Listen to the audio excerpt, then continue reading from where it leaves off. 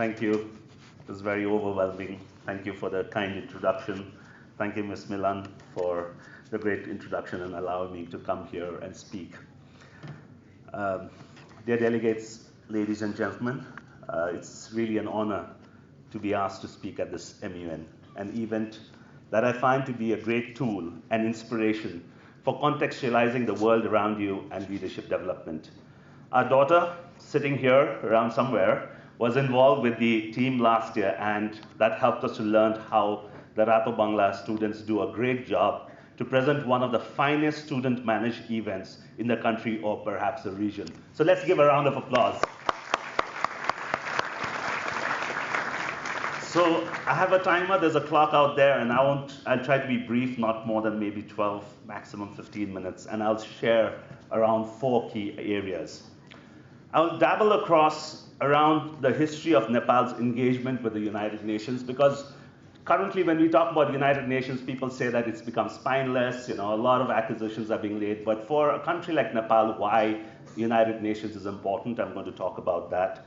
I'll talk about our relations with United Nations and really what does the future look like. And finally, in my 4th part, I'll talk about what does all this mean to you as delegates and aspiring global leaders. So first of all, it is very important to understand the role of United Nations in Nepal's modern history.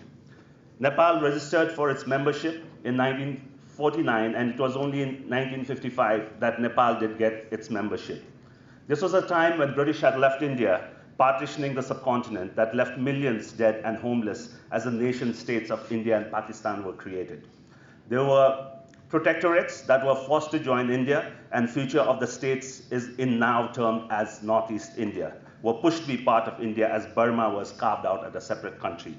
South Tibet became Arunachal Pradesh of India, till date disputed by China. Himalayan Kingdom of Ladakh became part of India. Bhutan and Nepal scrambled to get at least a treaty signed with India as separate nations. Sikkim was not so lucky. Its murky status led to being part of India. Some refer to this as annexation, and the official version is that it was a merger.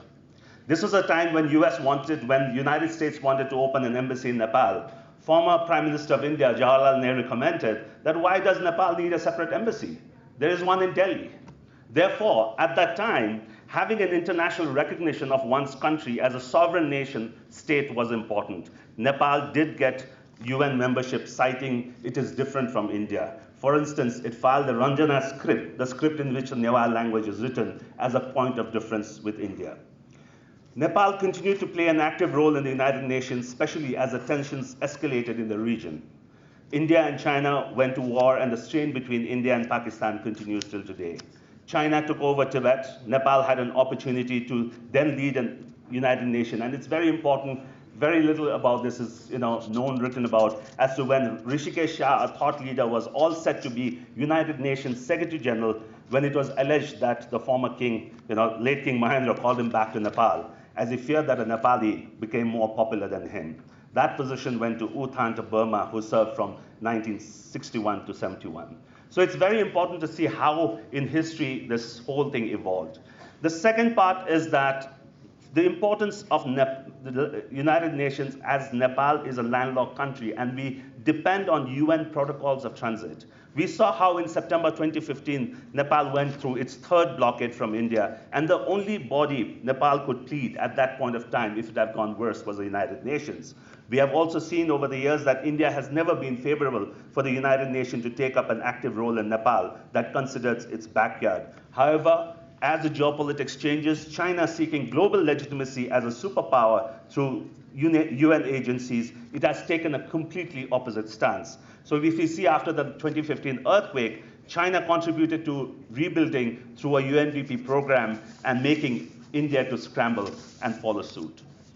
Nepal's global recognition also has come through the UN peacekeeping forces, starting with sending just 5 people in 1958. In these 60 years, Nepal has sent close to 130,000 people in over 40 missions around the world. Today, the contributions from these peacekeepers have resulted in a fund of nearly $500 million that is used for welfare of nearly 1 million members of the current army, retirees, and their dependents. As UN peacekeepers, Nepal has derived tremendous global identity and frame. And I would like to share a small story. When I was in Rwanda, we work in Rwanda, and then I was climbing up the Virunga Mountains. I had a lot of soldiers around me. And then I heard Nepali song being played. And I said, it can't be true. In Rwanda, Virunga Mountains, how can I hear Nepali music? And then we confirmed it is Nepali songs, and we are very, very keen and eager to know how did this happen. And this guy spoke Kinyarwanda or French, which I didn't speak, both the languages. So I waited to go to the top of the hill, meet up with the colonel, and I asked him, they are playing Nepali music. How did Nepali music get to these soldiers? And they said that they were in a joint mission in Congo, Nepali and Rwandan soldiers. And then the Rwandan soldiers, the Nepali soldiers, as a parting gift, downloaded 50 Nepali songs to each of the Rwandan soldiers. And that's how, we have, Nepali songs being downloaded in Rwanda. Nepal's crusade of getting UN attention and using the platform continued with the effort to declare Nepal zone of peace, with more than 130 countries endorsed the declaration. India did not, and therefore never got adopted.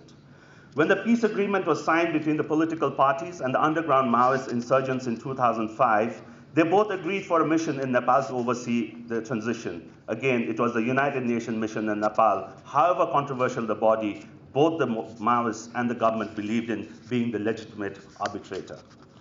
Nepalis remain well represented in the UN systems and in sanction-prone countries like North Korea or earlier Myanmar. You could see Nepalis leading many UN offices. And when I travel around the world, I meet many Nepalis who are in senior positions in UN agencies around the world. We had Bishop Parajuli, who was head of UN representative in Zimbabwe, now moved to World Food Program in Delhi. So there are people like Kulchandra Gautam, former executive director of UNICEF and assistant secretary general, who continues to co-chair different UN committees and continue to keep Nepal in its spotlight.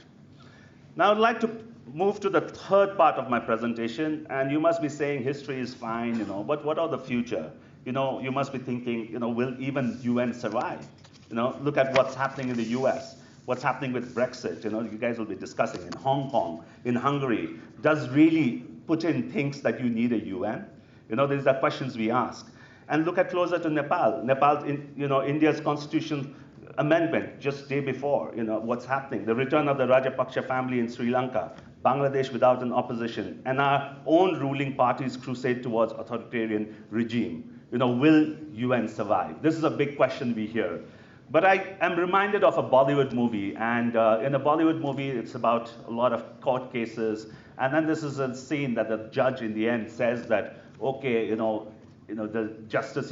system is not good, the court have a lot of cases, yes, there is a problem, but when two people get into an altercation, they start a fight, they will say, see you in court. They still have the belief in the court system. I think that's the belief that people still have in the UN system. So when a despot ruler in Africa or Latin America starts to suppress its citizens, people have hope that they can be tried in the International Court of Justice. People have hope that UN impose sanctions. Rulers, however powerful they are, they do fear the international pressure UN can exert. If you're watching television the last couple of days when Aung San Suu Kyi was in Hague, you could see her body language when she was talking. Whatever said and done, you may be saying a lot of things, but then as Myanmar genocide case was heard, we could see how she was shrinking. So everybody's scared. At the end of the day, it's the highest court of the world. So people who watched what was happening in July and the International Court of Hague that found Bosco Ntaganda, the Congolese warlord, guilty of war crimes and sentenced him to 30 years.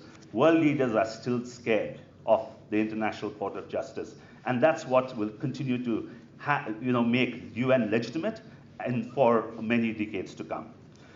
Finally, I would like to talk about how does UN provide a futuristic framework and how do we ensure that all of us around the world agree on certain framework. So there are the Sustainable Development Goals, the SDGs. There are 17 distinct goals for a sustainable future for all of us.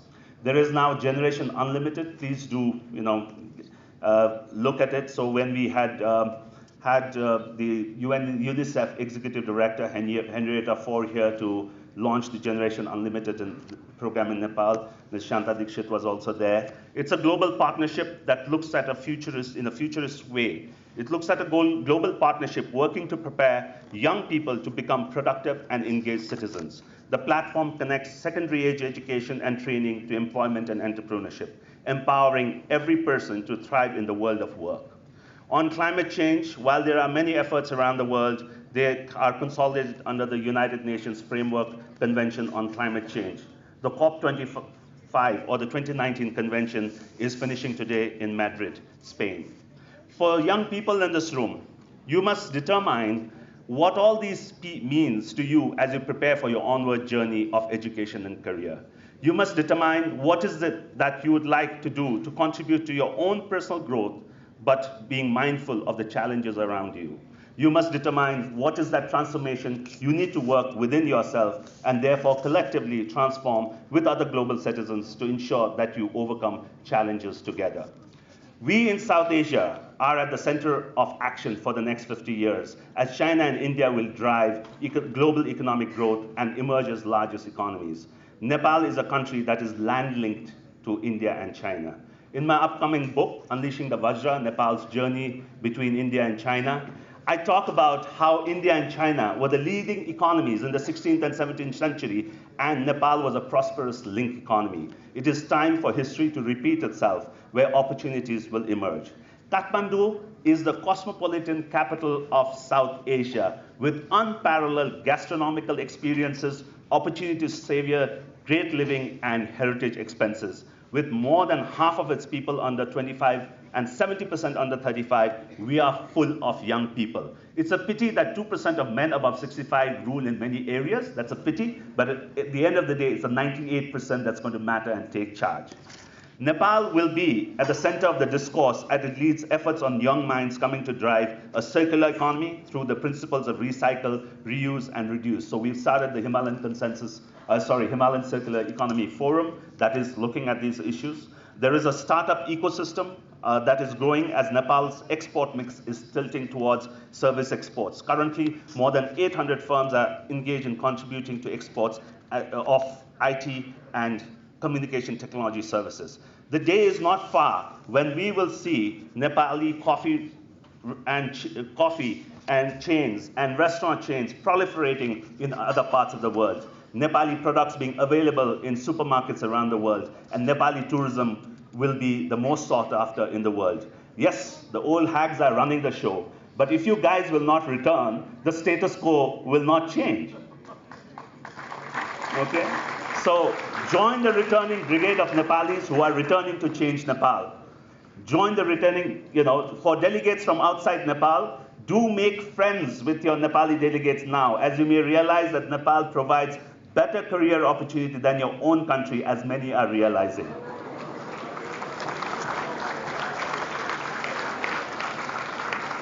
You can be in Nepal and lead global businesses. We have now worked as being in more than 6 countries, and we are going to celebrate our 8th anniversary celebrations in Rwanda as our operations enter our 8th year in January 2020.